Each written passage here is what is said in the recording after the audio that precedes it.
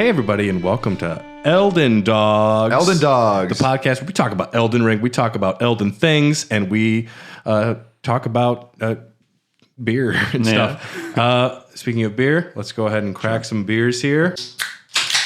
Beautiful. I want to start off this episode by saying a very happy birthday to our resident Dylan. Today, he is not the Dung Eater, he is the Cake Eater, which is an insult in Mighty Ducks, but I think it's an okay thing. Is Cake Eater an insult? That's what he calls. And why, though? He calls like the bougie kid from the rich district who is forced to play with the Mighty Ducks. Like, get out of here, Cake Eater. What's wrong with cake? I don't know, Nothing but wrong with cake. Most importantly, happy birthday, Dylan. Oh, Happy birthday, guys. bud. Brad got me a very nice gift. He got me the Dark Souls board game. Yeah, it was a nice gift. It was almost a coloring book, but I'm like, Dylan deserves a nice present. So Well, shoot. Now I got to like one-up you for your birthday. I know I should have bought you a car. Oh, shit. I'd love that. Here you go, Brad. Here's a house. Damn it! Here's a jet. Yeah, a Learjet. Here's a professional sports team. We're out of our league here, fellas. Yeah, we're talking about Elden Ring. Guys, love Elden Ring. I mean, I love Elden Ring too. I will apologize. I am burning some midnight oil right now. So if my energy's a little weird, you got to deal with it. Oh, I'm in the same boat with you, bud. Okay. I mean, the Dung Eater does what the Dung Eater wants at all times. Sort of, yeah. Sort of. Yeah, he does sometimes have to podcast. Sometimes I do. Yeah, Yeah, it's not so bad. and I am. I mean, I deal with you guys. It's Fair enough. We tie you to a chair though to podcast. Could you loosen it a little though? Like I can't breathe. I cannot even breathe. Okay. I'm Gideon Offnear, and I am a pretentious wannabe. Command people to do my bidding, and how's it going over there? Iron Fist Alexander's doing pretty good. I'm Iron Fist Alexander that's like stuck in the dirt today, though. You're stuck in the dirt. Yeah, that's where my energy level's at. Work's been killer. We've been very busy because of the warm weather. So I'm a tired pot. Fighting pot? Giant pot?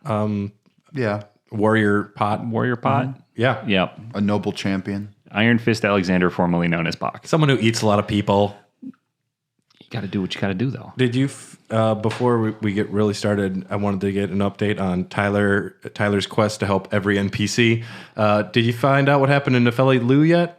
No, I took a little detour from Elden Ring for a little bit, played some other games, and then jumped back into it and had a little bit of Elden Ring atrophy, where my muscles didn't really work. I wasn't as sharp as I used to be. It's because you took a break. Took a break. That's tough to do. So then to ease myself back in, I created a new character to try a different build and went just strength, no magic. You guys got to finish this game. I know, but I need to put the training wheels back on and get up to speed. Okay. Get back in my iframe zone, and I got it back.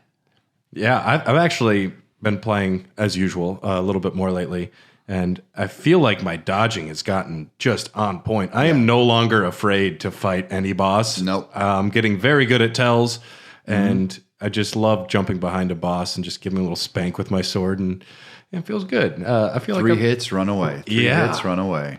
I didn't realize I was a heavy dodging boy for the longest time. I remember when Heavy? You're a heavy? I used to be. This was like a month ago. You came over and you said, "Oh my God, Brad, what are you doing?" And I didn't realize how horrible it was. But Dodging is the best way to deal with enemies in this game. Shield, it takes up a lot more stamina than even like what a Dark Souls would do. So it's like, you're better off just learning how to read the enemies. Plus, if you get used to using the shield like I did with my spell sword at the beginning, I became very reliant on it. Now, have you guys been using shields as weapons? There are some that are. I've toyed around with it just because I do have some baller ass shield weapons. Okay. I mean, there's nothing cooler than a shield that shoots fire and you can just walk towards enemies and just. That is true. I got one that does bleed damage because it's got like barbed wire or something wrapped around it. Oh, yeah, that like spirally thorny one. That's not so bad. I think it might just be called the Spiral Thorn shield. Yeah, something like that. Yeah.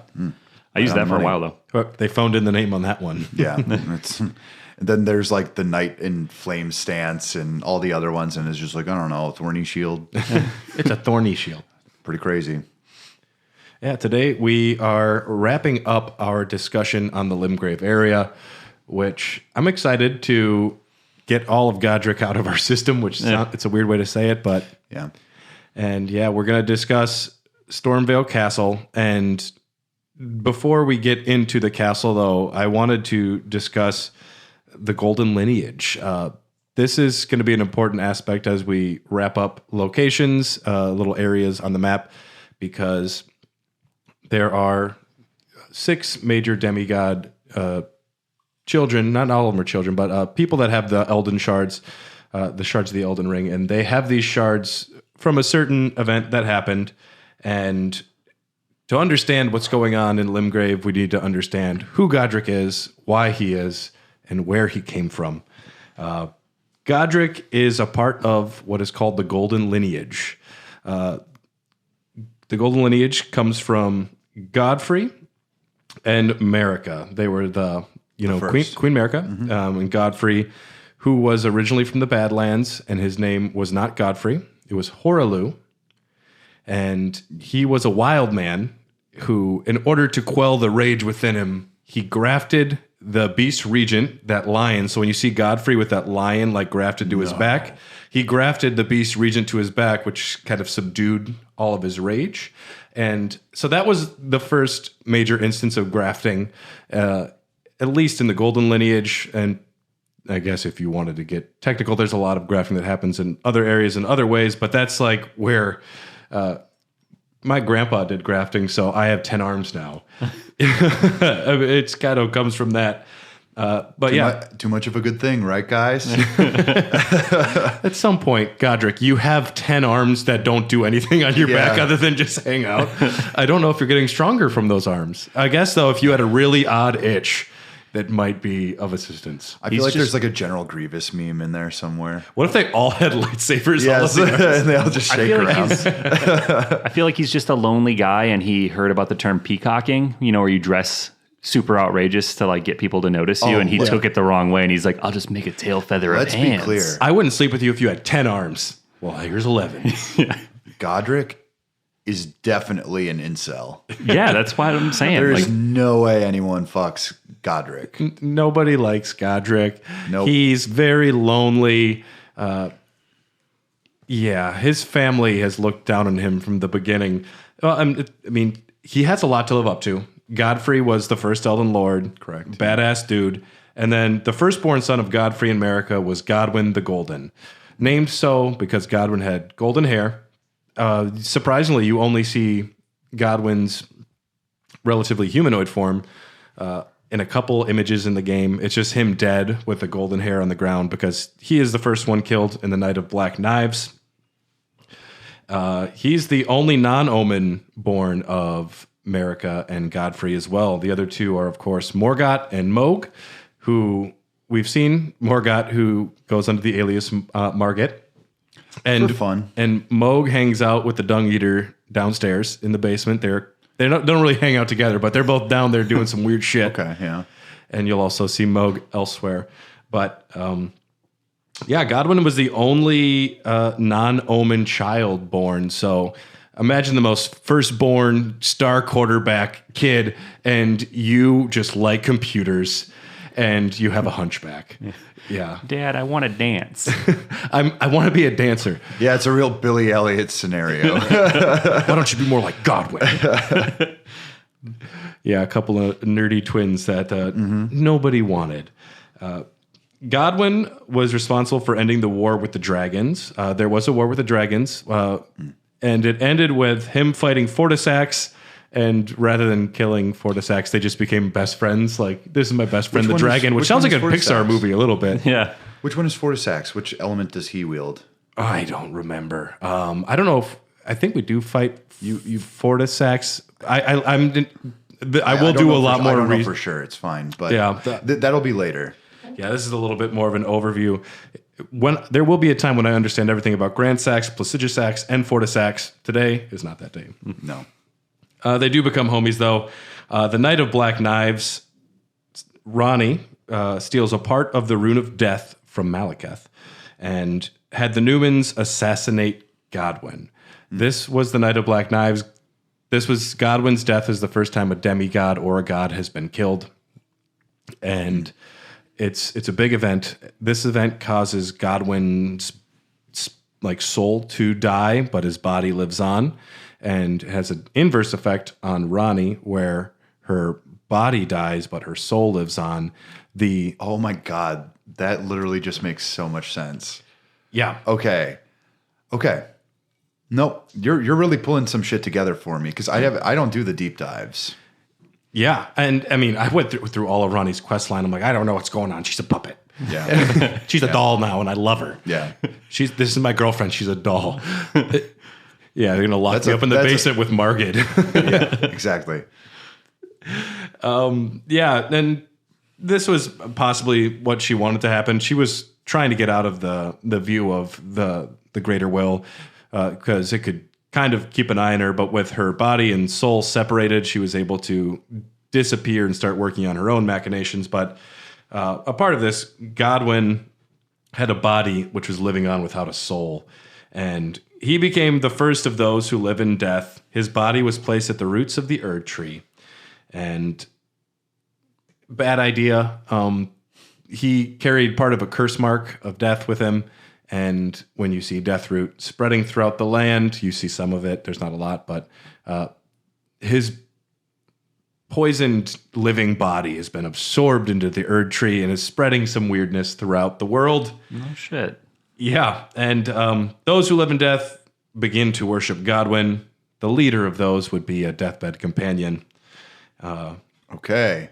Godwin, though, did get laid a few times. We don't know by who. Way to go. Yeah. Well, he was the quarterback. It was probably like at a party or something. And He did a gnarly keg stand and just won everybody That over. pretty blonde hair. all the ladies wanted Godwin. It's probably like a She's All That type scenario or something. I don't know. He was a good-looking boy and got laid. But you said he was a hunchback, though. No, Godwin wasn't.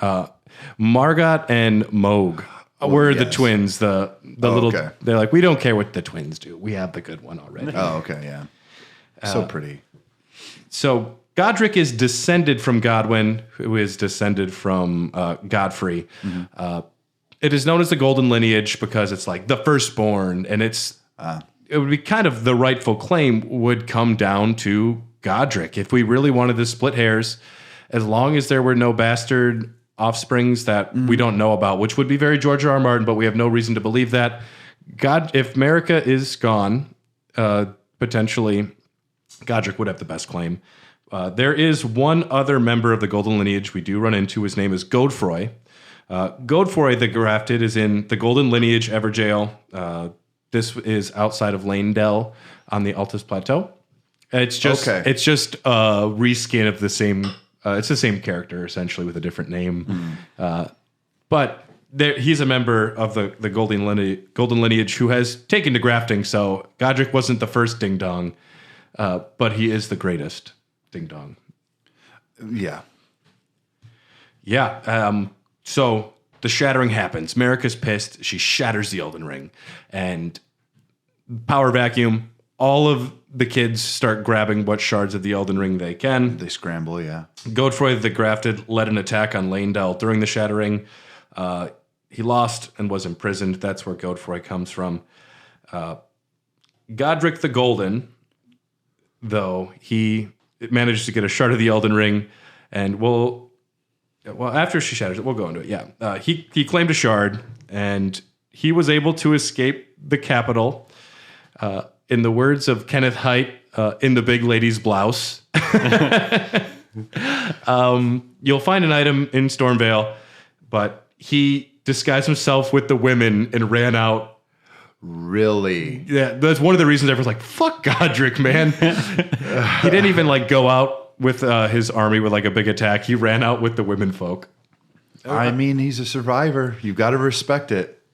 The character I respect least in the Hobbit films is that fucking dude who dresses like a lady in the last one. What? I don't remember the Battle of the Five Armies. It's that bad. It's the one that I always get confused with Wormtongue or whatever that guy's name is. He's a Wormtongue knockoff. He's a 10th descendant of Wormtongue. He's like Godric the Grafted of the Hobbit films. There we go. Godric, he escapes by using an item and dressing like a woman. Great, very good. Radon is a major badass. He chases him, pursues him south to Limgrave. Godric takes shelter in Stormveil Castle, along with his loyalists, because there are still people that are like, this is the guy. You got to follow it. Yeah. Firstborn, you don't have to love him. Joffrey Baratheon is the king. We have to listen. Sure. And then, yes, so he hides. Radon goes off to his castle. And then Millennia, on her way to fight Radon, runs into Godrick outside at the Gatefront Ruins, which that's like where you get the original whetstone knife. And you get Torrent.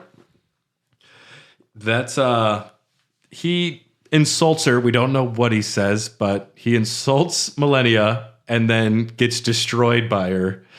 And then he grovels and begs for his life. Another reason I was like, dude, fuck Godrick, man. This Well, it's funny because he is actually a very intimidating enemy. I think what's cool about a lot of this is that you can get intimidated by every single one of these bosses, but this kind of backstory stuff really humanizes them in a very strange way. I didn't know any of this. Because you do when you play it, there's like a separation. You're like, oh, it's a boss. It's the king or something. Like, he's the leader of the castle. He must be pretty cool. It's fun to humanize him though, and I love Kenneth Hyde. Like, he gets so upset. He goes, "The big girl's blouse," which that's a funny insult in itself. Yeah, it is. Yeah, yeah. Godrick, though, I mean, you maybe feel a little bad for the guy. I don't. He probably had it rough when you have such other people sitting in the chairs around the Elden Throne as Ronnie, Praetor Rykard. You have Radon, and then I think Godrick was pretty small, which is one of the reasons that he did go to grafting. Yeah. Everyone else is a major demigod status. Yeah. And they even call him the runt of the litter. That's what one of the finger readers call him. So he's definitely got a Napoleon complex, and everyone kind of just, I think, they throw food at him when he's not looking, and he doesn't know who to get mad at. I'm not trying to make it okay. Fuck this guy, but that's we're talking about humanizing Godrick. I think he probably had it pretty rough. He probably had it rough, but when you arrive at Stormveil Castle, if you're paying attention, he's a king of almost nothing. Well, I mean, his household is like broken.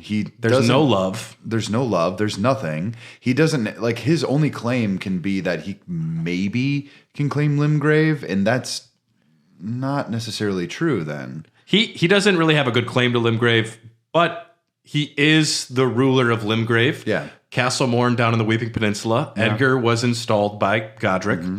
All of the soldiers roaming around, they are Godrick. They're wearing the banner. They're wearing the sigil of Godrick, which it's the green and the red. It's got the Erd tree and it's got the lion, which is paying homage to Siraj and Godfrey. Godfrey mostly, yeah. But most of the soldiers that are working for Godrick these days are sellswords. They're hedge knights. There's not a lot left that are diehard loyalists. Most of them have been killed. Right now, he's hiring prisoners, probably rapists. Like the worst of the worst are who is currently working for Godrick. Yeah. And that's such a George R. R. Martin thing too. Like, just because the lineage falls to him, he's in power, but being such a pathetic, groveling little runt, he was called. But it is impressive that he has that much going on in that part of the map, like all the way down to the Weeping Peninsula, having all the soldiers installed and actually seeming even somewhat into Caelid. Yeah, he seems formidable, like when you meet him.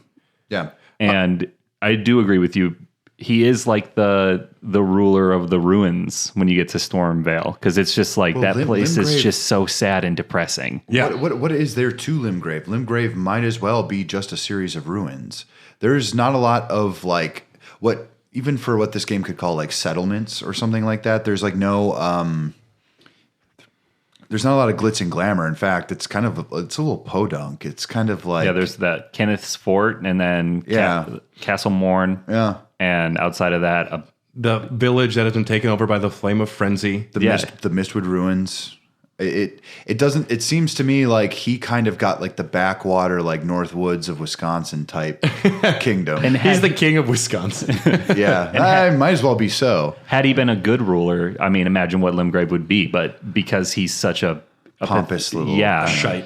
he's too busy trying to graft himself and make himself into this dragon fucking asshole. Meanwhile, he grafts himself into a dragon out of desperation. Yeah, because I'm whooping his ass. Yeah, that's true. Yeah. meanwhile, you have Radon, who is so loved by everybody who is part of his like army that even after Radon has gone crazy, they're like, we have to do what's right and give him a soldier's death. Like people are willing to go die for their love of Radon. They want to send him to Valhalla. Now Renala, not as beloved. No. Praetor Rickard, misunderstood by everyone. They say he's got a serpentine misdemeanor, which is a little more on the nose than they realize. Yeah. But no, Godrick is definitely a dinglebutt. And so, yes, after she defeated him with ease, he was forced to grovel at her feet for mercy. Now, when you do finally defeat Godrick, which we'll talk more about the battle, but at the end, you see his corpse afterwards, and it is like Tiny. it is from like his stomach up, and I think it only has one real arm. Yeah. And I think that maybe she so thoroughly defeated him, that's all that was left. And maybe because when he left the capital, he was known as Godrick the Golden. That's what Margot calls him when he's naming everyone in the chairs. So he was still the Golden when he left. Oh, he yeah, became the that's right. grafted after he like. So he went a little crazy. I think it was after losing, getting like Radon kind of like flicking him off, and then Millennia thoroughly defeating him. Okay. I think that she probably tossed off a few limbs, Obi-Wan Kenobi style. Yeah. Yeah. Yeah. The Mos Eisley Cantina. I mean, I think Grievous might be a better. Yeah, I think that's a good analogy for Yeah. who he is, though. Yeah. I think it's fair. And I also think it's funny that he would have this like persecution complex too. I think there's something there that is kind of interesting. A lot of these characters tend to like take the form of like sins within like the Bible, like lust, like wrath, you know. What would you say his is? Envy? His would be envy, yeah. Yeah. Yeah. Or greed. Because if he wants all these limbs, it's kind of greedy. Godrick is the kind of guy that has the biggest red truck with a big set of balls on the back. Just roll. Oh, he's got truck nuts? Dude, he grafted nuts to his truck. So now that truck can't fuck. Yeah. You guys see my truck? Very cool, Godrick. Very cool. Awesome. Yeah, I love big, loud machines. He shows up to a funeral just blaring his like Toby Keith so loud. He said he wanted Skinnerd for his funeral. Free bird. You know that's real bad for the environment, right? Can you turn it off? It's pretty loud though, huh? 2 miles per gallon. And after Millennia, she goes and fights Radon, and then she heads back north. But after that happens, I believe it's him. There's no reason to think otherwise. That bridge that is decimated on the right side of Stormveil, I think he purposely destroyed it so no one else could come down that way. Sure. He's trying to protect himself. And there's even a few things he does in Stormveil. Like the throne room has a recreation of the Elden throne up in the capital. He's noticed very that, much yeah. like just trying to, this is the capital now and I'm your king. Everybody, please like me. Please clap. Well, he is essentially the first choking point of the game, unless you know how to bypass it, which isn't that hard. But You wouldn't think to, though. Most people would not think to, but maybe for intrepid young explorers like us, who kind of really we get into like the pockets and the deep little areas. I think like it's quite easy to just be like, oh, fuck this castle for right now. Yeah. Because it is technically like, I think they really want you to just explore Limgrave all the way through and then move on. I found a really great breakdown of how it scales with leveling in the game, the different areas. And you can kind of, through that, gauge how the game thinks people will go, not necessarily what they should do, because there's no right way or wrong way. What But level do they think you should face Godrick? well, I mean, Limgrave, that area is the easiest. Weeping Peninsula would be the next. Stormveil would be after that. So Godrick would be logically the first shard you claim, the Maybe first level- demigod you maybe kill. level 30, something like that. Oh yeah, I didn't look through that list. It's probably around 30 though. Okay, yeah. There were numbers, but I was mostly concerned about areas. Yeah. And it does go to Liurnia, the lakes, before it goes over to Caelid, which I think is the right move. Yeah, that's yeah. the exact path I went too. Yeah. I found a portal in the Dragon Barrow ruins, and I got destroyed in that little mine. Yep. Yeah. And so Godrick started grafting himself. Most of his body is that of a troll now. There is very little Godrick left. And yes, like I said, sellswords, banished knights, slaves. He appointed Edgar as Castellan of Castle Morn, trying to recreate capital, blah, blah, blah. So one of the reasons that he targets the Tarnished so much is he knows the Tarnished are trying to get to claim his shard of the Elden Ring. Sure. But also, any Tarnished that is able to get to him are the only ones deemed worthy of being grafted. It's kind of his way of doing a trial to everyone. If they actually can make it to him, he's like, all right, you're worthy of, I want your arm on my butt. You are going to be my butt scratching arm for the rest of your No, life. it's the arm that waves it away like, ooh. You don't want a part of that one. Yeah, that's kind of his test.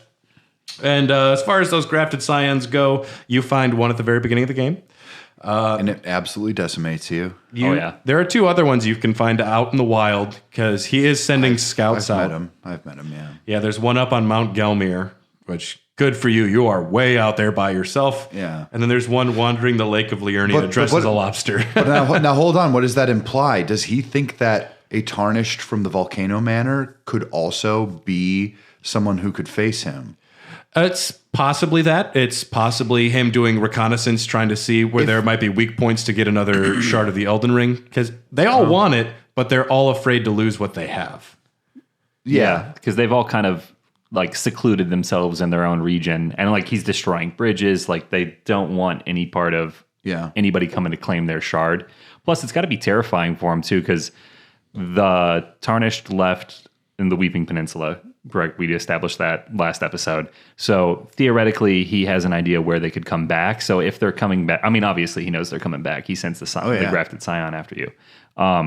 But I just imagine that he's got to be like shaking in his multiple boots, knowing that like, oh shit, I've destroyed bridges and stuff now, so I am the first. Dude, imagine Godrick going to Foot Locker's like, do you have 5 pairs of this in size 10 and 3 in size 2 or something? Like he can't just go buy a pair of shoes. He's got to go get a lot. And like, I need 11 gloves.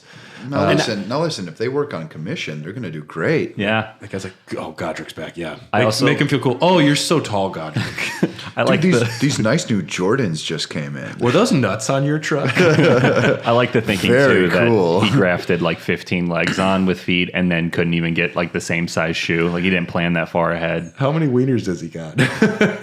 Ooh, that is actually a pretty good question. Yeah. Rule 34, right? Like it probably exists. Okay. Dangerous. Yeah. You can't do this to me. I'm doing it. The Dung Eater is on it, folks. Yep. Stormveil Castle was created by someone else. It was ruled by the Stormlord. This is a individual that we know barely anything about. There's not a lot of lore in the game, but it was ruled by someone known as the Stormlord. Their sigil is the Stormhawk. You can see it in the wine cellar. Down in some of the rooms tucked away are a lot of shields. You found it, Dylan? Yeah, I found it.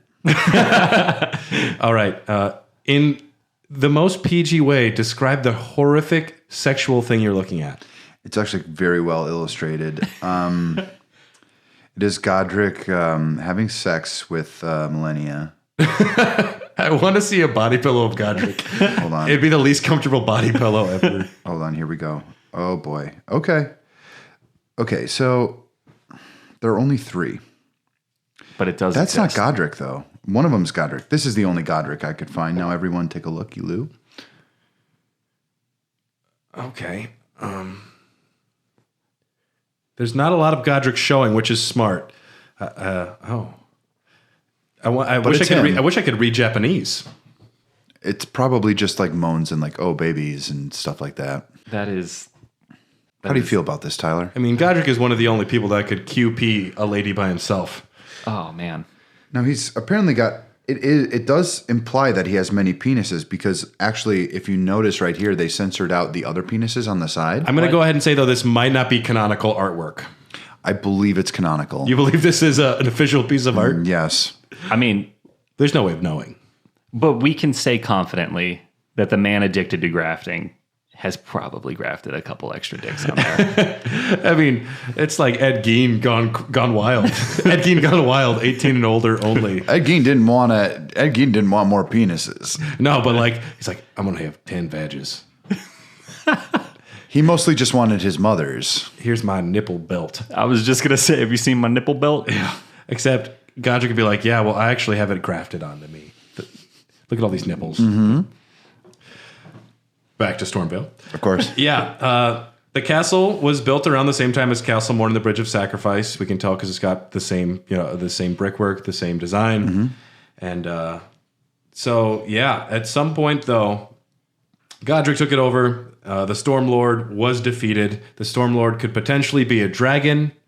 Some like to think it might actually be a Stormhawk king. I think it was probably a person. At least a humanoid thing, because a lot of the rooms are built around that. But it could be. The reason people like to think that is because it was like born in a storm, and there is an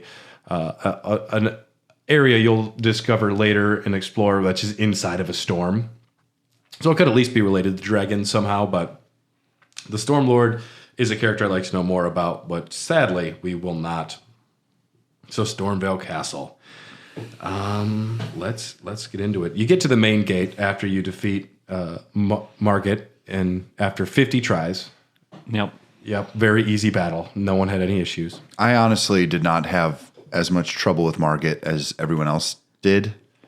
I don't know if it's just like pure instinct, but yeah, you definitely had more instinct than I did. Way more than Tyler did. Oh yeah. Well, even going at him with my strength build that I just made and he's rough with a strength build. I got him, and I felt like it was easier than the first time I did him. Which sword were you wielding? I was using the axe that you get with the barbarian looking dude.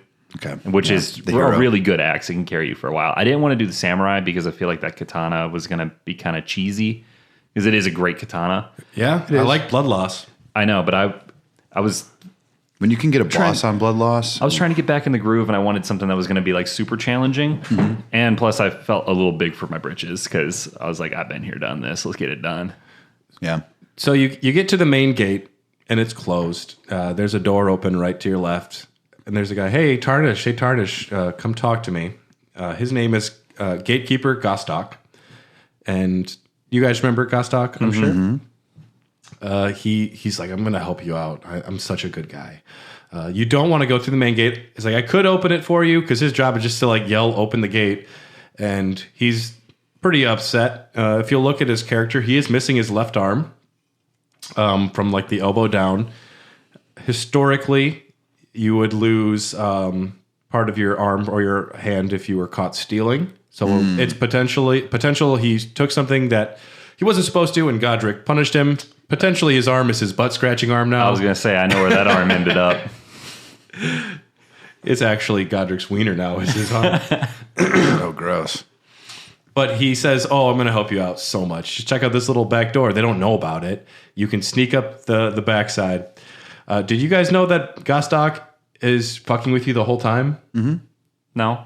Yeah, he's not helpful. He does tell you where to go, which is ultimately going to be the easiest way in. Every time his intentions are not noble. Every time you die in Stormveil until you beat Godrick, he steals 30% of whatever runes are left on the ground. So if you drop 5,000, there will be 5,000 minus 30% there for you to pick up. No way. Yeah, he's not helping you out. No. I did not realize that. He's farming you. I did see there was the liar ahead right before him. Someone had left a comment, and I was like, but you also cannot trust those at all. Oh yeah. Yeah. But at the same time, like sometimes those messages are so brutally honest, and I'm just like, what are you doing to me? I don't like being tricked. I don't like being tricked by people I've never met, and I also don't want to be tricked by fictional characters. I have come to the point now. I mean, when I was first playing, I did like seeing the messages, and now I've turned them off. Now I'm 100% offline because I don't like it. there are story-based times you can summon bloodstains, which we'll talk about here, and also messages which are left by NPCs, which you wouldn't even think to look at because they just blend in with all of the other ones. Yeah, the first one that I remember is that merchant. When you're heading towards the Weaving Peninsula, there's like, it stands out. It's on the road. It's gold. It says merchant ahead. Yeah.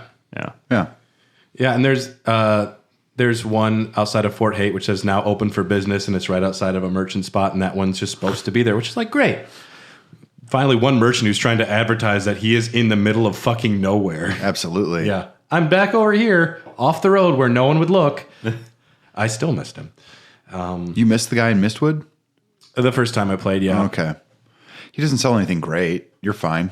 Yeah. No, most of the merchants don't actually sell too much great. Yeah, that sucks. The merchants have a really cool lore. Yeah. Gostok, though, every time you die, he'll still steal 30% of your runes. You're going up the cliff sides, which is a beautiful little part of the game there. It's fun doing all of the jumping on those little precarious spots, and it's possibly the first time a lot of players are doing this. If you didn't go down to Castle Morn, which has some of it, this definitely has a lot more where it's teaching you use that jump button a bunch. And Stormveil is kind of built around the platforming. It's so cool. There's so much platforming, and even if you think you've found everything, there is a lot more you probably haven't. As we have learned. Once I realized how big of a component the platforming was in Stormveil, it was like the first time I actually got a little bit of sandbox fatigue with the game, where I was like, oh man, it's going to be a much bigger endeavor than I originally thought it was going to be. Well, a lot of it stems from, even with like level design, you only have so many flasks, you only have so many items that you can possibly use. And so there's a lot of like, I really just want to get to the next site of grace. And you end up skipping a lot because of that. In Dark Souls, getting to the next thing is actually kind of like oh God, thank fuck. There are a ton more sites of grace than there are bonfires. And it's like, it's a little too generous with it, to be completely honest. If this was Bloodborne, there would be 2 sites of grace in the entire thing. Of Stormveil, yeah. Yep. Think about that. Instead, there's, I want to say 5 or 6, but let's say you get 3/4 of the way there in Bloodborne. So. I remember, like that little vampire castle area in Bloodborne. We have to take the carriage to. Oh, with the ghosts. With the ghosts, you have to fight this super badass dude on top of the Carehorn, Carepoop. It's Carepoopy. It's Carepoop Castle. But you have to go to the roof to fight a dude who's guarding a door, and if you die, you have to go up the entire castle. There's a couple shortcuts you unlock. It's still a 5-minute minimum run there. There are no Stakes of America in that game. Nope. Oh, God. There are a lot of sites of grace here, but yeah, so you're going up the cliffside. One of the items you can find right away is the marred leather shield. It's not the worst shield. It's an all right shield. It says, much like the castle, it is marred by mottling and thorns. So you'll see thorns on this. And then if you take a look at the castle when you're walking up the front gate, I was showing this to Dylan earlier, the left side looks like it has a lot of open sores and thorns growing out of it. And the right side looks a little more pristine. This shield, you'll see, has thorns wrapped around it. You'll notice kind of only on one side. Yeah, and you'll notice the soldiers, they have thorns growing on them too. So there is something that is causing this to happen. The shield says, some say it is the curse of grafting which causes such affliction, while others talk of its roots being something altogether more sinister hidden deep within the castle, which we will find. The clues are all there. Oh, buddy. Yeah. Dude, there's so much berserk in this. Every time I just think of my pal Kentaro Miura, man. This game was designed to be everything we all loved at the same time. This game has ruined me a little bit for other video games. There's things coming out on Game Pass right now. Yeah. That I'm like, I'd love to try this and play this, but I tried Trek to Yomi, and I said, wow, I tried. The art design looks pretty cool. I tried. Also, I'm like, I can't. I'm like, why would I do this? Why would I do this? Why? Yeah.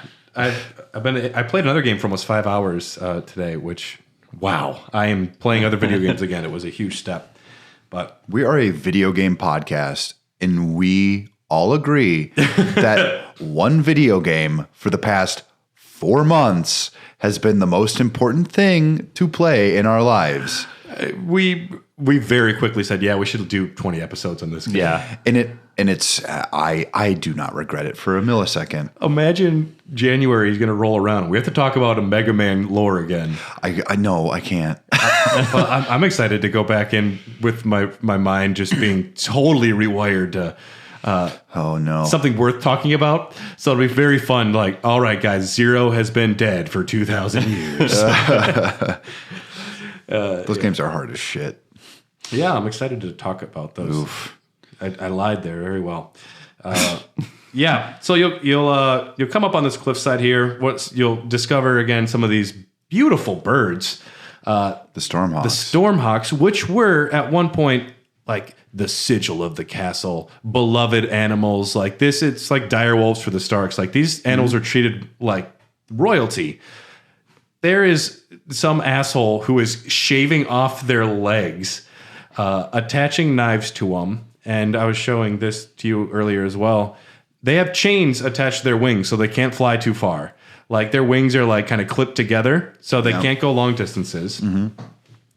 And some of them have these apparatuses on their head which allow them to spit fire. Yeah, as if the Why they would willingly feet do that, aren't I don't know. bad enough.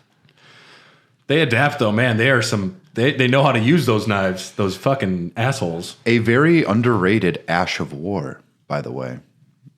And a very important Ash of War that you can get later, the Stormhawk King, which is integral in planting the new leader of Stormveil Castle after you beat Godrick. You can get an NPC to go there and rule.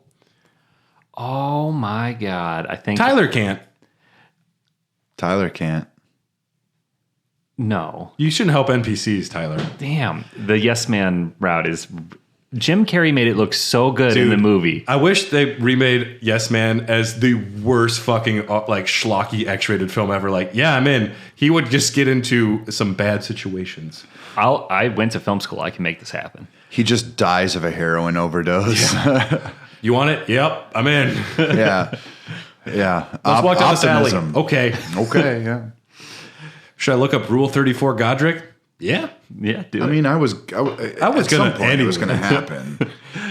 I'm not into it, but I needed to see it. Then you do, after you get through the cliff sides, you emerge into a wine cellar, and you find the hook claws there. I love the wine cellar. The wine cellar is a pretty cool little area. I wish there was, Yeah. I mean, there's a lot of wine. You can't really do anything with it, but Well, yeah, but it's a big wine cellar. it is. They used to have some ragers back in the day, I'm guessing. I mean, my idea of the Stormlord is Robert Baratheon because he is known as like the Stormlord in Game of Thrones, and there's a storm that like fought like nailed the side. And It's also like, I mean, Godrick is kind of like the cuck of the lords. yeah, who's like kind of a new ruler who probably doesn't deserve it. Yeah, But no one else was there, so Godrick became the ruler. like he was tough enough, but he only got there because he was sly and he could deal. He's a fucking doucher. Yeah, You also, besides finding the Wolverine's claws in the wine cellar, which are cool enough, you do find the brick hammer, which is another thing that makes me think of Baratheon, wielded by a laborer who led a rebellion and later became a champion. okay. Very cool. That's straightforward. You don't need to know more. It's kind of a standard weapon, you know. Yeah, and it's one though that you see a lot of people using. You see a lot of use it. silhouettes go with a big brick hammer. With two of them. Yeah, which is a boom. It's a very baller move. They would be great at whack-a-mole. I think the reason that they dual wield them too is that it actually has a faster swing than most of the other hammers. So you can actually kind of flick between them and actually really make it useful and effective. I forget because too it's that- not the most powerful. I forget too, if you dual wield some of the same weapons, they have different attacks and faster attacks that are based around those. So It depends on which hand you wield it with. Well, if not like dual wield, like dual wield, not yeah. like double hand, but like have two hammers, you'll have like different attacks. Oh yeah. Yeah, which I'm curious about that now.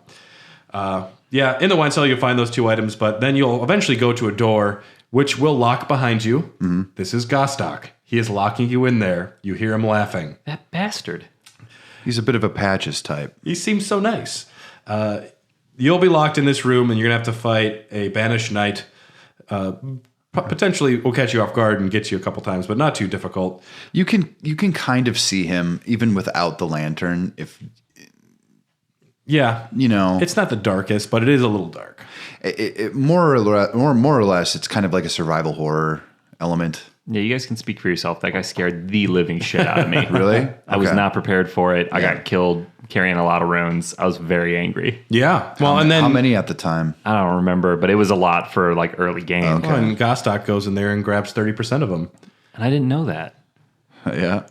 Yeah, you get the rusty key in there. What is up with my iPad? It is not behaving today. You get the rusty key, which actually takes you to a door that's about another story up, and it leads you to a ladder. There are some precipices you can travel onto. Now, if you get to the top of the ladder and turn around, you can find Godrick in the wine cellar. He moves around the castle, which I didn't know at all the What? first Are time. you kidding? Godrick will be sitting there, like at the bottom of the wine cellar where you find the hook claws. He's like, "Oh, buddy, my friend." They expected me to die a lot more than I did. Well, I'm completely missed him. He moves to 2 other spots besides this as well. Okay. Yeah, I missed them both times then. I missed him every time except for the first. Yeah, he's very surprised you're there, and he's like, "Oh, I was just hanging out. I didn't lock any doors or nothing." He'll sell you a few items, but every time you do confront him, he will give you a grace mimic, which mimics a site of grace. It must be more of a multiplayer item because I didn't find any use for it. I never found one. Yeah, but then yes, you get up, you go up along the side, and you eventually get to the rampart site of grace. Mm-hmm. This is a really cool moment too because you have 2 ways you can go: up to the rooftops or into bird hell. I liked Bird Hell this time because I was wielding lightning early within the game, and they are extremely weak to lightning. One shot, no matter what, every single time. That delayed, I forget the name of it, that delayed glintstone that you get with the prisoner at the beginning. Oh yeah, Where does the swords that hang over you? It's just one, and it'll like... The that can be, phalanx? that can no, it's not the phalanx. It's the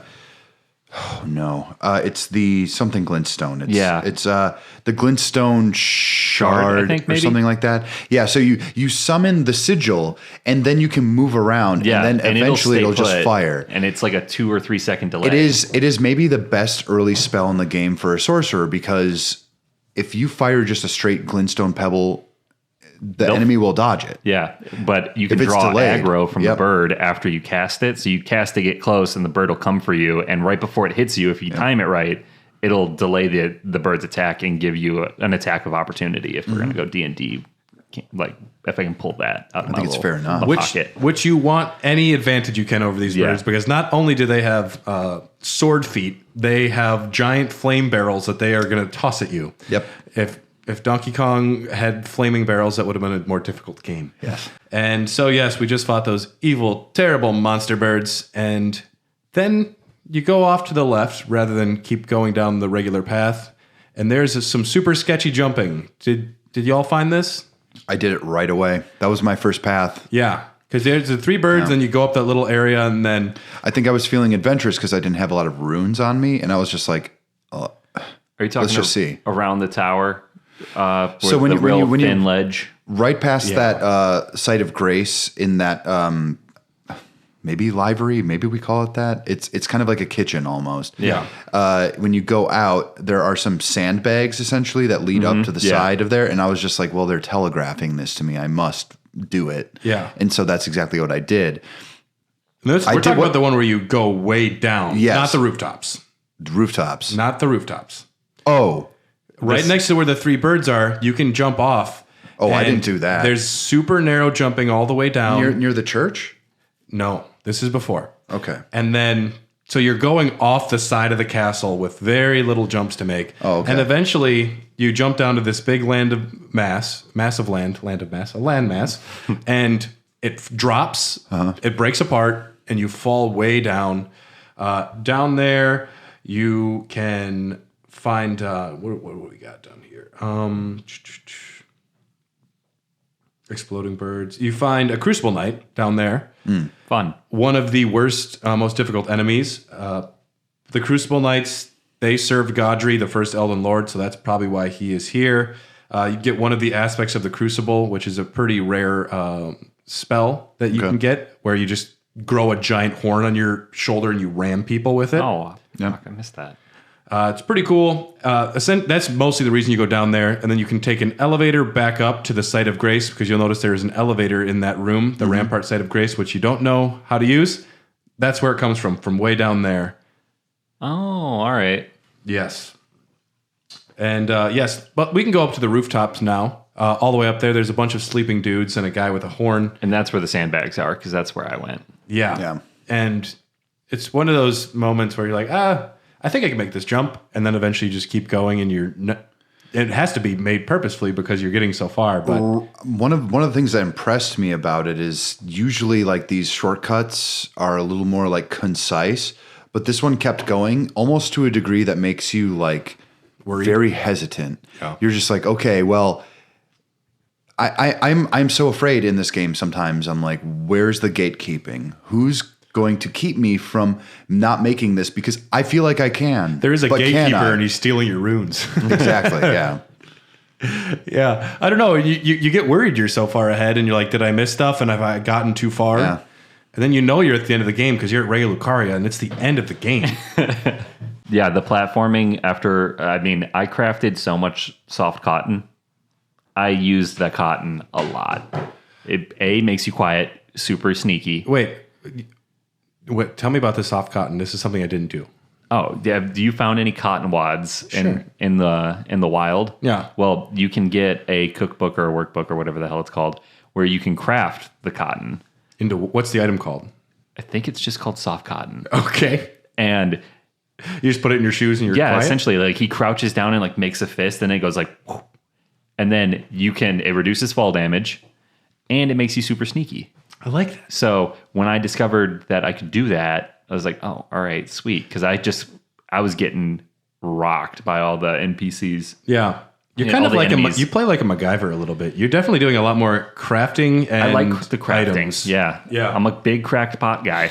Yeah. I think that's the third episode in a row I've said that. What is your favorite cracked pots? The flame and the holy one is really nice, because then as the spell sword, I don't have to use a spell slot to put the holy damage on my sword, which I know is useful and oftentimes more practical than the pot. Yeah. But in a pinch, it'll work. And especially early game, I was burning through so much FP using my spells that the pots are nice, because I was kind of a glass cannon for a while. So I needed those pots to create some range.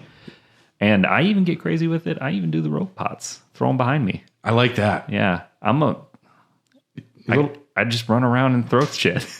You said you love pot, dude. Yeah. You get up to the rooftops, and there's a few different spots you can go up here.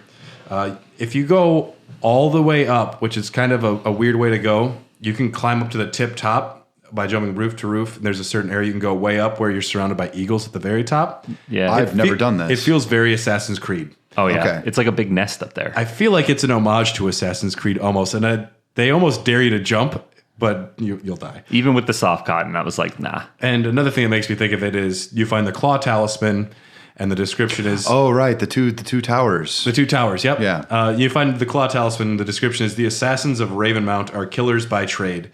They assail their victims while dressed as birds of prey. Dressing as a bird, it could be badass, but you could also be dressed like the eagles and It's Always Sunny or something. Depends on what kind of bird you're dressed as, I suppose. Yeah. The rooftops, you can get a kind of a roundabout way to the same area you're going. Otherwise, if you go past the explodey birds, you do get to the church, and you run into Rogier, who you have seen once before in the Margit battle, potentially, because you can summon him without having talked to him before. But this is your first chance to talk to Rogier in the church. I've never summoned him. He's in the Margit battle. He's available to summon from the beginning. Right to the right of the mist before you walk in. Man, they do not play that out very well. He is a sorcerer hanging out in the church, and he says, "Whoa, you're a tarnished. Cool. You shouldn't be here, maybe. It's pretty dangerous. You know, they're hunting tarnished." Mm-hmm. And he isn't there personally trying to kill Godric. He is there trying to find something in the depths below. He is researching those who live in death is why Roger's there. I think I know what he's looking for. Yeah. I think I have it. A big old spooky face. Yeah. Well, yeah. After the church, though, if you get killed by those two knights outside, Godrick will show up on the roof of the church looking out over you. And he's like, oh, what's up, dude? I didn't know you'd find me up here. I wasn't going to steal your shit. I'm a good guy. So Godrick is up there as well. Oh, and also, he was also back there by the ramparts, the site of grace, too. He's up there if you die as well. Those are the other 3 spots you can find him. I missed him after I met him the first time, every time. Not many people look back. If you're going forward, why would you turn around and run back 30 feet to go find a guy who's like appeared there? I wouldn't go back necessarily. Yeah, most of the time I'm being followed by a bunch of very angry enemies, and I don't really have time to throwing look back. stuff at you. But yeah, you do wind up in the room of grafting, which that is a major little horror area. Right outside the main entrance to that, though, there is one banished knight, and there's a treasure chest where you find the Mimic's Veil. Mm-hmm. Have you guys fucked around with that item at all? No. Do it. It's very fun. Is it? It'll turn you into a random item based on the location. So if you're outside, you'll be a bush walking around, or you can be like a big like shield like barricade. You can just be a barricade walking by enemies. Really? And they'll let you through? It's a stealth item? It's a stealth item. It'll turn you into statues. It'll turn you into like anything that'll like make you blend in. I like that. And that is potentially how Godrick, one of the ways he snuck out of the capital. He stole the Mimic's Veil, which was like it was Marika's item, but he stole it, and that's how Godrick sneaks away. It's a little invisibility cloak. I already thought that the storytelling and the lore in this game, as little as I understood, was fantastic. But after doing these episodes and learning the little backstories and all this shit, it's just like it's the gift that keeps on giving. Yeah, like it gets better and better. There's a lot to take in at every spot. Wow, it's awesome. Subtext. It's all like, I love this type of stuff anyway. I love it in any form of storytelling. Give me a reason to go back to your work. Give me a reason to like actually pay attention, because so many things just hit it on the head every single time. And when they have open-ended storytelling, which has multiple interpretations, you will take something else out of it every time you come back because you are a different person. It's the same reason that films that don't spell out what's happening are better, because you can take different things out of it. Yeah. Every time I come back to Elden Ring, I have a different appreciation for what's going on. But you find the room of grafting with fucking limbs hanging everywhere, and it's a horror film. It's hostile. This is Texas Chainsaw Massacre. Yeah. This is not a place you want to be. There's an optional mini boss in here with the grafted scion. One of them shows up again. Defeat that fucker.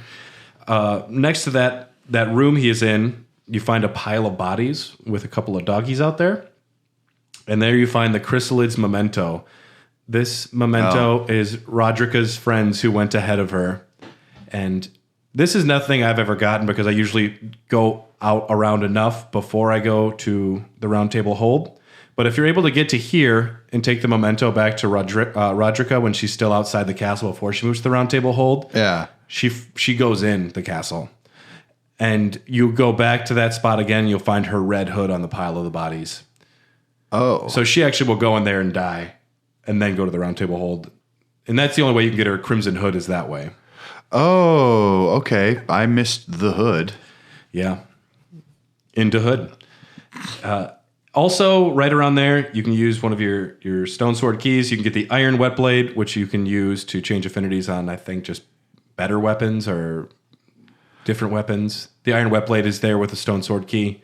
I never got that. As well as the Misericord, which is a nice little pokey dagger. It says it's used by priests for healing. You know what that's... Yeah, it's healing. You eventually will come onto the Stormveil Castle courtyard with a lot of fucking dudes. There's like 30 dudes out here ready to fight with flamethrowers. They're all kind of facing the same direction, though. If you get behind them, you can kill them one at a time. Oh, yeah. Real easy. There is a painting room where you find the prophecy painting. And then there is a glowing statue, which I have not been able to break, but I've read that you can trick that omen to breaking it. But what does it give you? It's just like a somber smithing stone, I think. It's nothing too crazy, but those glowing statues can be broken by big enemies. I've been so Maybe you have intrigued to bring the big guy from all the way up there, all the way down. That might be it. Oh, I will never do that. I will never do that. No. Not for a smithing stone. Smithing stone, maybe 2. Yeah. Somber 2. Yeah. But there is an omen there. Fun thing about omens, you kill them, you don't get any runes because they don't actually die. They will come back and just be the same one that you hit. No runes from killing them, so don't even bother. But there is another room outside the castle courtyard with another stone sword key. This is where you can find the Godskin prayer book and the Godslayer's seal. This will be the first time you're hearing of these Godslayer apostles, Godskin apostles, probably. They were formed to hunt and kill all gods and demigods, served under the Dusk-Eyed Queen. We'll learn more about that another time. Mm-hmm. Suffice it to say, they're pretty heavy metal. Yeah. If you want to go down to the main entrance, you can fight a lion guardian, a big old motherfucking lion with a sword attached to his arm, because why not? He wasn't scary enough. Let's put it, it's like sharks with freaking laser beams attached to them. Freaking laser beams. This will take you over to the Divine Tower. But if you want at this point is when you can go down to the depths. There are multiple ways. The easy one is right outside the site of grace by the courtyard. You can drop down. Otherwise, with the guy cross-legged staring off into the abyss. Yeah, looking down like I don't want to go down there and I don't want to go back there. I'll just wait here and die. I've had enough. I think that Gostock guy's been stealing my shit. Bastard. But you can also take the elevator up from that site of grace, and then there will be a little room with a bunch of jars, which there's also a little dung beetle there. But if you go around that and go up, there's a way to get down to the side of the cliffs, and then you'll eventually get down to the same spot. But eventually you're going all the way down to ground level. You can find the Rankerall incantation down there. I am literally just going to be doing this after the podcast. It'll be easy for you now. It will be, yeah. It summons vengeful spirits that will chase down foes. Sorcery of the Servants of Death. This was an ancient death hex rediscovered by the Necromancer Garrus, who you run into later as a boss of a dungeon. Not a dungeon, like a cave, but he's around, and also he has family members that he made their heads into a weapon. It's pretty cool. Oh, that's that guy. Yeah. I have that weapon. There's only 5 death sorceries in the game, this being one of them. In the time there was no Erd Tree, death was burned in Ghost Flame. The Death Birds were keeper of this. We don't need to talk about that, but if you go further down, you will fight the Ulcerated Tree Spirit. It's a boss. That's a mini boss fight. It doesn't have like a full like health bar at the bottom. Oh, it doesn't? No, but it is definitely a boss fight. Okay. It is a tree spirit that has definitely been poisoned and malformed and disfigured, and it's got a lot of something going on inside of it. You get a golden seed from defeating it, but then you will find a giant face on the ground. I was running for my life at that point because I was still pretty low level, and I kind of ended up down there because I was running away from so much shit. Yeah. And then I felt like I was really out of place. Like, oh God, this is just getting worse and worse. And then a boss. Then the boss shows up, and I tried to attack it and did almost no damage to it right away, and was like, okay, this is gonna be bad. Time to put on the cardio pants and get the fuck out of here. And I was running and just picking up the items that I could see. Yep. I got the talisman that's down there. That's really useful. But as I was running, I saw the face, and I did one of those things where, like, even in a full sprint, I stopped and looked at it. I'm like, that's pretty fucking cool. And then turned and kept running, and somehow managed to not die. Yeah. My first time seeing it, I was jumping up on the rooftops way up there. I missed a jump, and I fell all the way down, landed in front of the face, and died. And I was like, oh, no. There's something here. What is down here? Mm-hmm. But then I did the same thing you did. When the ulcerated tree spirit shows up, I was already weak, probably out of flasks. So I went up. I said, oh, that's a thing. And then I grabbed the talisman, and I ran away. Go up the ladder. But the longest ladder in video game history. Play Bloodborne. It's called Metal Gear Solid 3, and if I didn't say it, you guys wouldn't know. Have you guys ever played Metal Gear Solid 3? No. Okay, it's Metal Gear Solid 3. I'm so sorry. Okay. It's the most well-known long ladder climb. Longer than Bloodborne? Yes. It plays the entirety of Snake Eater as you climb it. Wait, yeah, no. All right. You said Metal Gear Solid 3. I just always call it Snake Eater. Yeah. Yeah, that that was- ladder is the longest ladder. Yeah, quick tangent. That's my first Metal Gear game, and that game fucking rocks. And that is a long ass ladder. Yes, You're right. it is. Yeah. Snake Eater is a nickname for Praetor Rickard's wife as well. Oh, zing. Damn.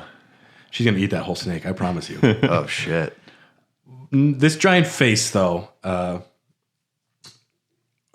you find the Prince of Death's pustule. That's the name of the talisman. It's a pustule, just the dictionary, small blister or pimple on the skin containing pus. Beautiful. Accurate description. The description of the item. It is said that this pustule came from the visage of the Prince of Death, he who used to be called Godwin. As first dead of the demigods, it's said he's buried deep under the capital at the Erd Tree's roots. So this describes a lot of what happened with Godwin and what you're going to find later if you go down to the Erd Tree roots. This face, though, that is down there is the same face you will see later when you actually get to that spot. So I do imagine that Godrick brought part of that face there, or something he's trying to like grow part of Godrick there. Sure. You can also, one of the reasons I like to play offline is there's a bloodstain you can access down there, and it's Rogier's, and you see his body just get lifted up and like destroyed. Yeah. Which Some is- real like aliens type shit. Some real horror movie Yeah, shit. yeah. If you saw this happening in real life, you would freak out. But yes, that's down there, giant face. And this thing is the reason the castle is rotting. But yeah, that's why the castle is rotting. That's why there's thorns growing everywhere, because it has this curse mark of death living in the bottom. That's why Rogier came to the castle. He went down there to find that thing, to research it. We'll discover more about that. But before the boss, you run into an NPC. Her name is Nefeli Lu, and she's just a real badass lady. Ride or die, homie. Yeah. Nefeli Lu's pretty cool. I got this super sketchy potion from this guy. Do you want Shut it? up. Like, he says it's not poisonous or anything. You'll be fine. Do you want it? Wait, no. No, I did not give her the potion. You said no? No, I gave it to you. Oh, good. Yeah, because he asked first. So I Gideon was like, Ofnir. yeah. I gave her the ash. You're doing the right thing. Yes. Hey, the Yes Man track is back in business, There baby. we go. Okay. You said yes to the right person first. Yeah. Godrick the Grafted is a pretty cool looking boss, although I found him to be much easier after Margit. Yeah, in fact, he doesn't have he doesn't close the distance in the same way that Margit does, because Margit can like really just like, he'll be on the opposite side of the field and then he'll push forward pretty quick. And then he has those long combos, whereas Godrick does not have long combos. He can do like a lot of like little rolly moves. Yeah. And then he'll just wind up and do like one attack, whereas Margit was very much Yeah. attack. And Godrick's got a much bigger battlefield. Whereas Margit, you're on a much little narrower spot. You are possibly going to roll off. Yeah. Whereas with this, you have much more room to play around. And at this point, hopefully you summoned in Nefeli Lu to help to fight this battle, because she's just a badass. She did say she was ordered by her adopted father to kill and dethrone Godrick, because Gideon Ofnir doesn't do anything for his fucking self. But yeah, you get him down to half health, and there's a dead dragon, and he rips its fucking head off and puts it onto his arm. And that was exciting for me when I was playing the game. After It's cool. cutting his own arm off. Yeah. I mean, for the man that is addicted to grafting arms, like, that's a big sacrifice. I'm going to give him props to that. Gossop's I would like, rather fuck have- you, that was my arm. I would rather have the dragon arm that breathes fire. That is true. I think his second phase, well, because this was my first Souls game, I know, I heard legend of the second phase, so I knew eventually it was coming, and Yeah. Margit doesn't have one. Margit's just that once he's dead, he's dead. Yeah. So I was... It's always kind of a toss-up. I think 50% of these bosses have a second phase. I was always looking out for it, and Any when major boss too has a second I think phase. his second phase was great too, because I mean, I was equipped for fire with my talisman, so I was prepared. But his second phase really kind of kicked my ass a little bit. Yeah. a lot of AoE. Oh man, that fire! It's the one where he just chomps on you and picks you up, and oh man, that pissed me off. To me, it's the panic. When I encounter something for the first time, I'm overwhelmed with terror and fear that I just dodge, rather than wait, dodge. I'll just I will straight up. I remember fighting Margit. Sometimes I dodged 3 times before he attacked once. And that makes me even more scared. But once you accomplish beating them once, you can go back in and it's kind of wipe the floor. Yeah. I've never experienced a situation where once I got it, I wasn't able to recreate the situation unless it was with a different build. That's the only time. Yeah. Like with strength builds, there are some boss battles that are insanely difficult, not okay by any stretch of the imagination. Fighting dragons with your sword it's not good. Ill-advised. Yeah. Yeah. They are made of reach and flying. Godrick the Grafted, though, he's a big boy, and he dies. He does. He says he's going to the Golden Land, and his forefathers will be there. It's fuck you, dude. But did he have children? Not that we know of. Okay. He probably went up to a lot of bars and he said, I have a truck with nuts on it, and they went the other way. Hey, baby, you like hands? I got a bunch of them. You know, I'm kind of a nice guy. He'd say a joke and then have 10 hands clapping for him behind his back. It's whoa, I wasn't even trying. When you defeat him, you receive Godrick's Great Rune and Remembrance of the Grafted. This will be your first remembrance you get, which we can talk about what you'll do with that in a sec. But if you reload right into that room, Gostok will be there, curb stomping the dead corpse. Yep, I did find that. And that was that's the first time I've liked Gostok. I didn't realize it was the same guy at first. Didn't? Well, No. There are characters that look like him though too, so that's kind of fair. Yeah. He's got the same garb as many people. He doesn't stand out at all, really. Yeah. Other than he's missing an arm, which I didn't even notice the first time I was playing. No, neither did I. But there's a throne back there identical to the Capitol's throne. If you go down the back door area, you'll find a corpse with a Shabriri grape. He's clutching his eyes, the ghost. And the Shabriri grape is what you give to the blind women who want to become maidens. And yes, there is some cut dialogue from Gostok and some cunt content. Yep. Cut content. For our Australian listeners out there. Some friendly content for our Australian listeners. Gostok was originally going to be an offspring of Godrick.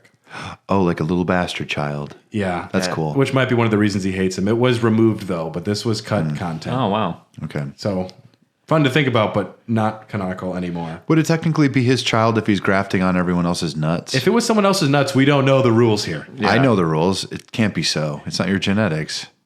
Man, there's a lot. Grafting is interesting in the real world. I watched a YouTube video. I was looking up Godrick the Grafted, and I accidentally watched a video about a guy who had made a tree that can grow 40 different kinds of fruit because he was grafting different branches of fruit trees onto one tree. That's psychotic. But one tree can grow 40 different kinds of fruit, which is psychotic but cool. It's cool. This guy was grafting wieners onto his butt. Yeah. Good for you, Godrick. Everyone loves you. He just goes home and writes in his journal, everyone laughed at my jokes today. They loved my truck. Yeah. Ladies think I'm cute. Do you think any of the faces that he has grafted to him don't like him and just talk shit? I don't know if he's grafted a face to him. I don't see any faces on There were him. no faces. It was mostly arms. I don't think he'd want that. He doesn't like anyone who talks back to him. Yeah. That part's true. He did graft a dragon's head, but I don't know. I mean, the dragons do have a sentience to them. After you defeat him, though, you can go up to the Divine Tower, which will be guarded by some golems. You need to restore benediction to your great runes. They are useless the way they are. So you take the great rune up to the Divine Tower of Limgrave. You have to transport over there, the big towers. And there'll be the dead 2 fingers at the top. You show them the great rune. And then wait a tickety-tack. Where's the Divine Tower? It's the one that's past the Lion Guardian on the way down to the main gate. Yeah, at my the end of God. that very big bridge. Oh, no. Well, it's just Godrick's Great Rune you couldn't use. Each one has its own divine tower you I need know. to use. Yeah, I know. Godrick's is pretty good, though. Yeah, just like a buff on everything, right? Yeah. A little buff on everything. Yeah, I've used it quite a few times. Yeah, you have to restore the benediction to the Great Rune, and then you use a rune arc to activate it, and you have it until you die. So it's almost good for 5 minutes for me. Yeah. Yeah. Doesn't it stay with you? After you die, you'd have to use another rune arc to activate the Great Rune again. Really? Yeah. I thought I had it. Never mind. You can have it be the Great Rune, but it's not activated until you use a rune arc. Yeah, Sure. I needed the points too for something. I was trying to wield something intelligence based or something, and I thought I was just going to get a permanent buff. And I spent a long time trying to figure out how the hell to activate that thing. Yeah. It's one of those things that pops up in a tiny tutorial one time, but you're usually just, I'm doing something, I don't have time to read this. Yeah. Fuck. That's my whole entire. That's my impression. Fuck. I'm like, no more read. Yeah. Me fight. Yeah. I have places I want to go. Yeah. But if you head back to the round table hold, now you have access to Enya and the two fingers, which are available there. Uh-huh. I believe these are the only two fingers that are alive that you run into in the game. I would hate to be wrong. I think it is, though. Enya is a finger reader crone. Really frail, tiny, very, very old woman. Super Looks ugly. like, to me, always looked like the old woman that wants the chocolate from SpongeBob. That's in I don't my know mind. what that is. Chocolate.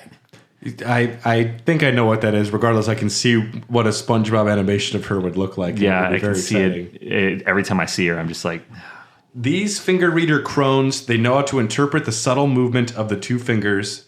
The two fingers, they are vessels that communicate the greater will to the inhabitants of the lands between. So essentially, the fingers do tiny little movements, and she says, "Oh, it says you should vote for Obama." Like, that's how she will interpret it. so she's essentially like a palm reader of sorts. She's a finger reader. Yeah. That's why when you run into other finger reader crones on the road, they're like, "Can I read your fingers?" And she puts your fingers in her mouth, and that's how she reads them. Some of them, Rose. some people might like it. Kind of sexy. We're not going to rule 34 that one, though. Oh, I am. We're going to save that for Patreon content. Hold on. But, yep, so you can go in there. You can use your remembrances to get one of two items, generally from the boss. But she also talks shit about Godrick, which is fun. Yep. But Gideon Ofnir, myself, now opens his room to you. You can come into my room, and he will bid you welcome. Like, you are finally a true member of the Round Table Hold. And Nefeli Lu will also appear, and that is Gideon's adopted daughter. Now, you do pick up on the story a little bit, though. He raised her out of his own selfish needs. He wanted someone that was loyal to him, that could do what he wanted. The moment she becomes useless to him, he abandons her. Because I am not a good father. I am Gideon Ofnir, and if I have my own goals, you're going to do what I say, or I'm going to disown you. You're going to college. But Nefeli Lu, she'll give you the Arsenal Charm, which is found in Godrick's grafting grounds. This resembles a massive weaponry. This is based on the grafted greatsword that you find at Castle Morn. Mm-hmm. And she is potentially descended from Godfrey. Okay, I was just going to say at this point is where I started to kind of follow the story a little better and started putting pieces together because it was, you're given more information, but now I'm lost again. Nefeli Lu, Lous is her last name. Horalu is Godfrey's original name. He is from the Badlands. She is from the Badlands. Because she's a hero class, which are notoriously from the Badlands. Correct. And Godfrey, that's when he was deemed useless by the Grace. He was banished with the Tarnished. Mm-hmm. They left south, back to the Badlands. Her last name is Lu. It might just be like the name of the tribe. We don't know how the naming conventions work there. I like to think she is somehow descended from Godfrey, though, because she becomes the leader of Stormveil through some specific things that need to happen involving not giving her a potion. I did it. So far. So far, yeah. But she'll be there for a while, and then she's sent on a mission by Gideon to go to the village of the Albinarics, where she finds out that Gideon Ofnir, we'll talk about this more in Liurnia of the Lakes, but Gideon's up to some shit she doesn't like, so she calls him out on it, and then he disowns her. Later, you're able to go back to the Church of Anticipation, where you spawn into the world. the very beginning of the game. If you go back there, there's a new door opened up, which has the Stormhawk King ashes, and you give those to her. The Church of Anticipation is related to Stormveil, too. I'm guessing there used to be a bridge between the two. Yeah, because it's just west of there, right? That little island. Yep. And if you give her the Stormhawk King ashes, she will go eventually to Stormveil. I think it's after you defeat Margot.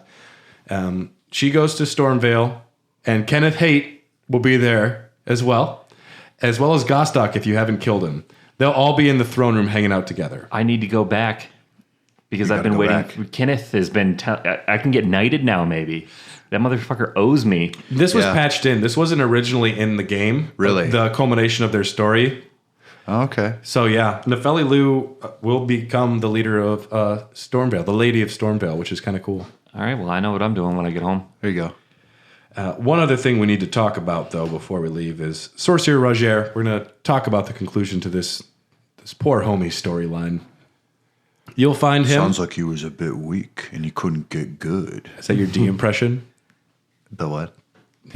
D talks a little shit about him. I guess so. I can see that being D's voice. Yeah. The hunter of the dead. D might be my secondary. Yeah. Yeah. D might be my secondary persona for this. He can just be your new persona if you want. No, I like the Dung Eater. But yes, Sorcerer Roger is in the Round Table Hold as well. Right before that area you jump down, he'll just be sitting there. And he said, you tell him you beat Godrick. He's like, that's cool, that's cool. We both got what we wanted out of that trip. And then he says, here's a present, and it's Rogier's sword +8. Mm-hmm. Because he says, I have no use for it. I can't really move anymore. And turns out, fucking around with a giant curse-marked face in the bottom of the depths of Stormveil wasn't healthy. He is... I never got that from him. That actually sounds pretty good for that early in the game. Yeah, it's a +8, which is great. But he... you talk with him. He once traveled with D, the Hunter of the Dead. They used to... There's probably a good 5-part graphic novel of those two wandering around together, learning about those who live in death. Oh, certainly. But ideological differences forced them apart. D is seeking to destroy those who live in death. His ultimate goal is to destroy what is causing this curse. He wants to find... I don't know if he understands the full thing, but he's trying to find the curse marks of death and destroy it. Whereas Rogier wants to cure them. He wants to find out what's going on, bring it together, and find a way to free these spirits which are trapped living in death. Yeah. And D calls him stupid for it, but he gives you his rapier +8. And it's revealed that he possibly wanted to go down there specifically to become cursed, to learn more about what it's like to be cursed.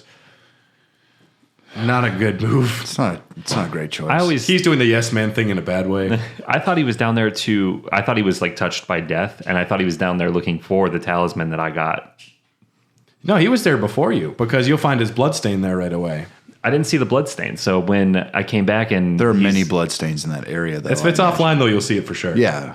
I just thought, because when I come back and he's like, yo, I can't really move and I'm pretty sick, I was like, oh, you must be... I thought I could give him the talisman or something. I mean, I would have, because I'm a yes man. Yeah. But it turns out that thing's been pretty helpful. But I always thought that's why he was down there. He was trying to like cure himself or something. Someone would be on the street like, I'm so hungry. You're like, do you want this poison hot dog? You can have it. Yeah. Yes, man. Hell yeah. But Rogier will be there for a while. Eventually, you do find an item called the Black Knife Print. And you can give it to him to study, and he'll give it back to you. When he studies this, he concludes Lunar Princess Rani was responsible for the ritual of the Night of the Black Knives. This is the first time you found out she's responsible. And he says she should bear the curse mark of death. If you find her body, wherever it is, it should have the curse mark of death and death somewhere upon her flesh. Find her and reclaim the curse mark, and Rogier dies. So the last thing he does, though, is task you with a mission to find Lunar Princess Rani's body. And you can even, like, when you do finally run into her and you can start working for her, he's like, great, just pretend you're on her side and just keep going along. But he doesn't know the conclusion. He does succumb to his wounds. And that concludes Limgrave and Stormveil and the Weeping Peninsula. Mm-hmm. I think a wonderful first area of the game. Honestly, One of the things that always captures me about Limgrave is when you first exit the first area and you just get to kind of see it all like put out right out there before you. It is truly like a Breath of the Wild moment where you're like, uh-oh.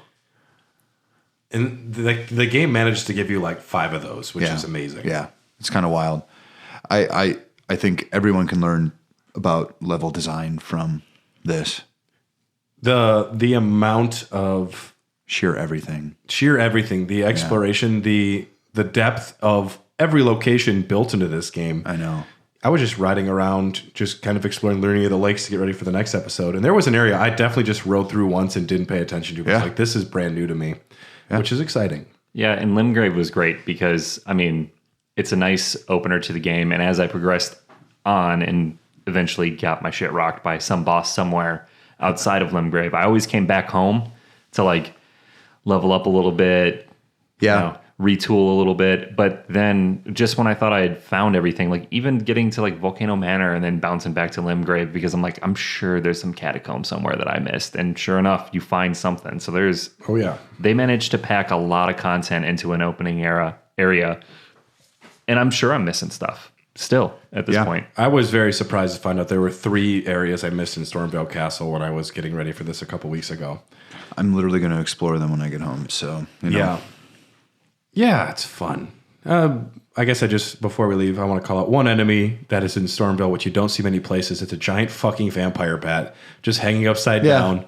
And I don't remember seeing them many other places, but they're a stunning design and they're usually on archways, on pathways. Okay. They're super cool. They're really cool. Yeah. Yeah. Yeah. And we're going to be back. If you're a Patreon member, you're listening to this a month earlier than everybody else. So thank you for supporting us on Patreon. Mm-hmm. If you want early access to these episodes, as well as all of the other ones that we do with Hair the Dogcast and Raw Dogs, check out patreon.com/Hair the Dogcast. We are on Twitter @HotDogcast. We are on Facebook and Instagram, Hair the Dogcast. And you can also please email us at hairofthedogcast@gmail.com. If you have any questions about Elden Ring lore, or anything you think we got wrong, I would like to hear what your thoughts are. But we'll be back. Next time Elden Dogs releases is going to be in Liurnia of the Lakes, which I estimate this will be probably a 3-part series as well. Oh, yeah. There's just too much. It's so long. Yeah. Because we have to talk about the village of the Albinarics. We have to talk about Carian Manor. We have to talk about Raya Lucaria. Yeah. And I think before we leave Liurnia, we do actually have to go down to the Siofra Riverwell and the Ainsel Riverwell and discuss some of that. Oh, jeez. Here we go. Yeah. Here we go. But at least Limgrave's behind us. Yeah. Yeah. It only took 4 episodes. Only. And next time we release, I don't know what it is, but it's going to be really good. Probably the best Dogcast ever when the next episode on the Dogcast. Absolutely. This has been Elden Dogs. Thank you. Don't touch any rotting faces in your basement. I probably won't. But there are a ton of them. But see if they have a Rule 34. Yeah, I couldn't find one for the finger readers. Crones. I'm sorry, guys. The Dung Eater has lost this one. Oh, man. I'm surprised we got Godrick, frankly. So yeah, that's some weird stuff. That was surprisingly competent art, too. Yeah, I was honestly No, that surprised. is a professional hentai manga person, definitely. Which is a tough thing to explain to your family at family reunions. What do you do for work? Comic book artist. Yeah, you know, like erotic. Superman? Yeah, I like Superman. Can I see I love some Arrow art? manga. It must you be know. pretty good. Yeah. You can't see my art. No.